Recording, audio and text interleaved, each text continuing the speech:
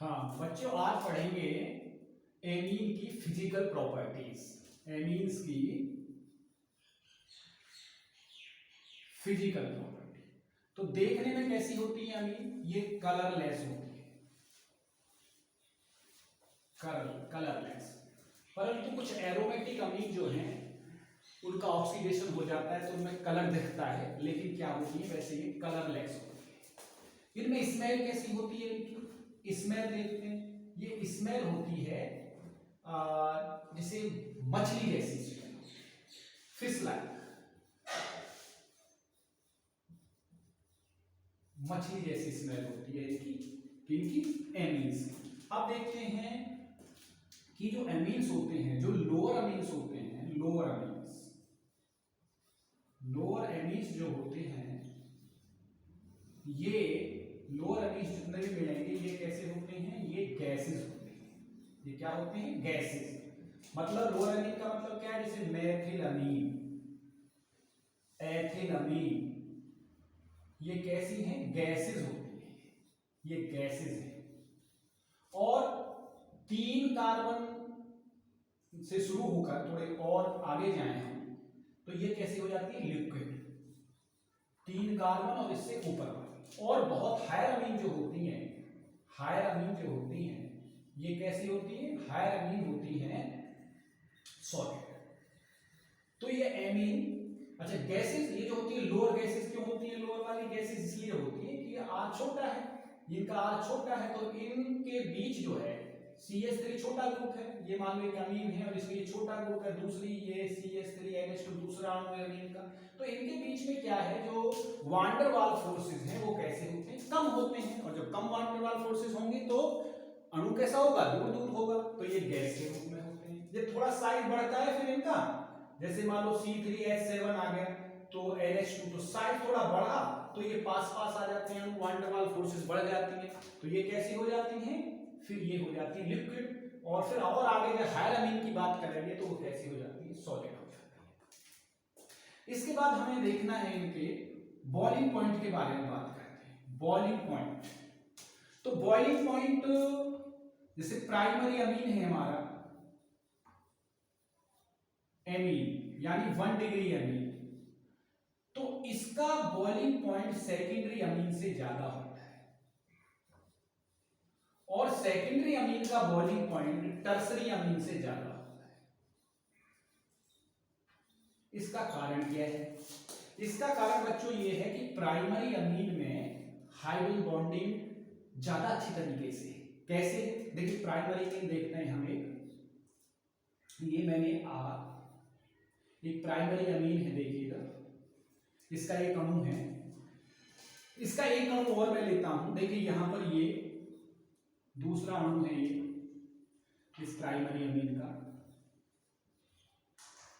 तो देखिए यहां पर जो हाइड्रोजन है ये नाइट्रोजन के साथ यहां पर कोवेलेंट से जुड़ी हुई है, तो यहां पर क्या है? इस नाइट्रोजन के साथ ये यहां पर हाइड्रोजन बॉन्डिंग कर लेगी, ये वाली हाइड्रोजन। अब देखो ये वाली जो हाइड्रोजन है, मान लो मेरे पास एक और ये एमीन है, प्राइमरी अमीन, तो जरा देखिए ये हाइड्रोजन ने इस नाइट्रोजन के साथ बॉन्डिंग कर रखी है कोवेलेंट, और इसके साथ क्या कर लेगी? यहां पर हाइड्रोजन बॉन्डिंग कर लेगी। तो हम प्राइमरी अमीन में क्या देख रहे हैं कि जो 2 हाइड्रोजन हैं इन्होंने क्या कर लिया है? हाइड्रोजन बॉन्डिंग कर ली है दूसरे अणु के साथ, इस अणु के साथ, इस अणु के साथ हाइड्रोजन बॉन्डिंग कर ली है। तो यहां पर आप जरा ध्यान देंगे कि अगर मान लो हम देखें तो इस अणु को अगर हम बाहर निकालना चाहें गर्म करके, तो क्या होगा कि इसको ये बॉन्डिंग भी तोड़नी पड़ेगी और ये बॉन्डिंग भी तोड़नी पड़ेगी, तो इसको निकालने में कठिनाई होगी। तो कठिनाई निकाल होने का मतलब क्या हुआ? इनका बॉइलिंग पॉइंट कैसे होगा? ज्यादा होगा। अगर मैं सेकेंडरी अमीन की बात करता हूं, देखिए सेकेंडरी अमीन में आप देखिए RNH। अब इसमें क्या है? एक और सेकेंडरी अमीन हम देखते हैं NH। अब देखो यहां कौन सा बॉन्ड है? कोवेलेंट बॉन्ड है। तो ये जो है, ये जो हाइड्रोजन है यहां पर किससे जुड़ा है? कोवेलेंट बॉन्ड से जुड़ा हुआ, और ये दूसरी वाली अमीन से यहां से जुड़ जाएगा हाइड्रोजन बॉन्ड से। अच्छा, अब इस अणु को बाहर निकालने के लिए केवल एक ही हाइड्रोजन बॉन्ड तोड़ना है हमको, यहां से निकलेगा ये, और यहाँ कितने तोड़ने पड़ रहे थे, एक यहाँ और एक यहाँ। तो इसको निकालना कठिन है, मगर इस अणु को निकालना चाहते थे, इट इज हार्ड। और ये क्या है, ये हमारा क्या है, ये यहाँ से निकल सकता है, इसकी तुलना में ये इजी है। और मैं टर्सरी अमीन की बात करता हूं तो देखिए टर्सरी अमीन में क्या है, ये इसमें अगर मैं टर्सरी अमीन की बात करता हूं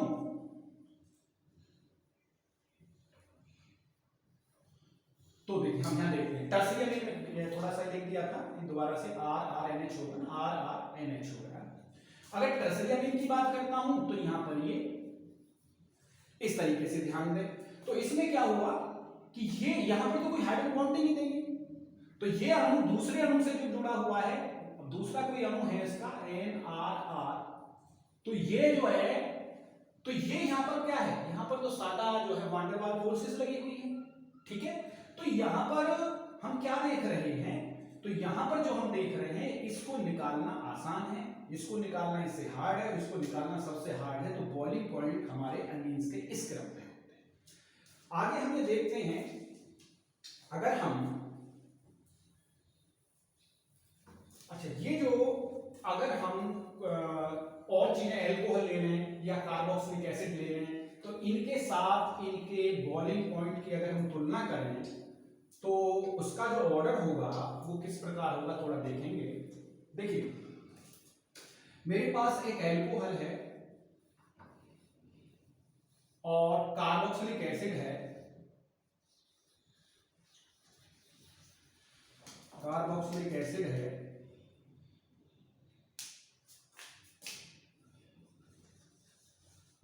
चलना ही बंद हो गया, कार्बोक्सिलिक एसिड, तो क्या होगा,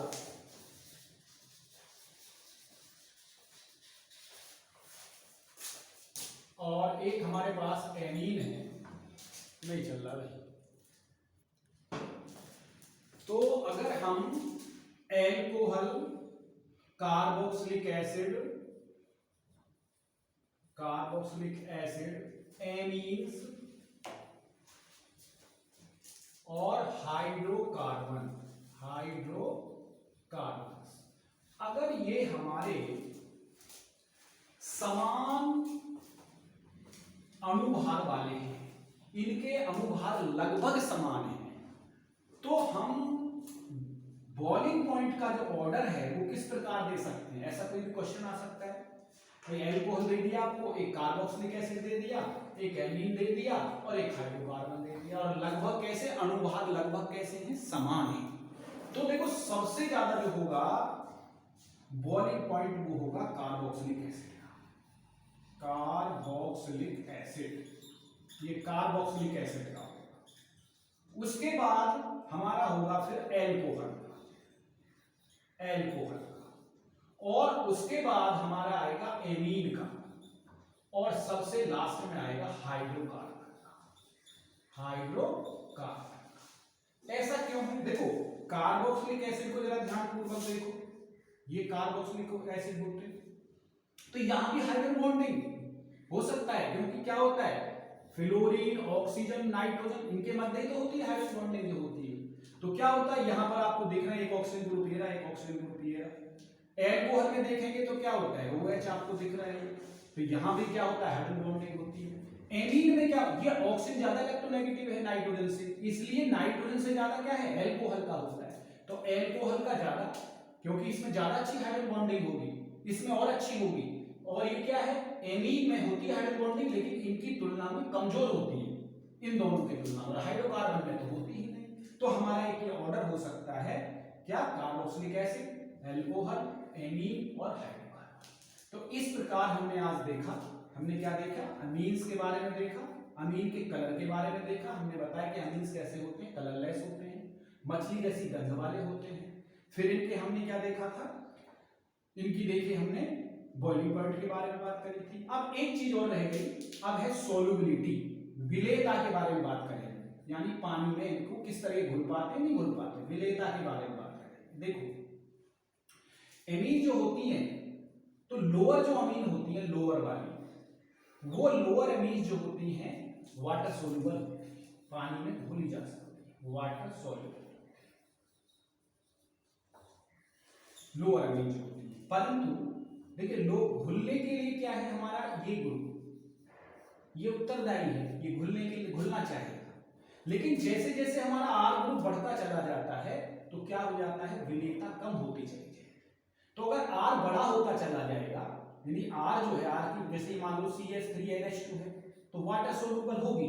लेकिन जैसे जैसे हमारा आर का मान बढ़ता चला जाएगा, ये बढ़ता चला जाएगा CH3 CH2 CH2 NH2, तो इनकी सोल्युबिलिटी क्या होती चली जाएगी, कम होती चली जाएगी। क्योंकि ये जो ग्रुप होता है ये घुलने का विरोध करता है। सामान्य चीजें आपको पता होना चाहिए, ये ग्रुप जो है क्या करेगा, पानी में घुलने का क्या करेगा, विरोध करेगा। हाइड्रोफोबिक ग्रुप होता है। तो जैसे जैसे आर का मान बढ़ता चला जाएगा तो सोल्युबिलिटी क्या होती चली जाएगी, कम होती चली जाएगी। जो ऑर्गेनिक विलायक है उनमें ये घुल जाते हैं, लेकिन क्या होता है, केवल पानी में कौन घुलते हैं, लोअर अमीन्स घुलती हैं। हायर अमीन में आर ग्रुप विरोध करता है घुलने का, और ये ग्रुप फिर प्रभावी होता चला जाता है, और फिर इनकी सोल्युबिलिटी कम होती चली जाएगी। तो वाटर सोल्युबिलिटी कैसे कम होती चली जाएगी, जैसे जैसे जैसे जैसे आर बड़ा होता चला जाएगा वाटर सोल्युबिलिटी भी कम होती चली जाएगी। तो ये तुमने सब देखा, वाटर सोल्युबिलिटी देखी इसकी, अमीन्स की, कलर देखा, इनका बॉइलिंग पॉइंट देखा, कुछ थोड़ा सा कंपैरिजन भी देखा। इस आधार पर इसकी फिजिकल प्रॉपर्टी आपने पढ़ी। कल फिर और पढ़ाएंगे, आगे चलेंगे, आगे पढ़ाएंगे कल।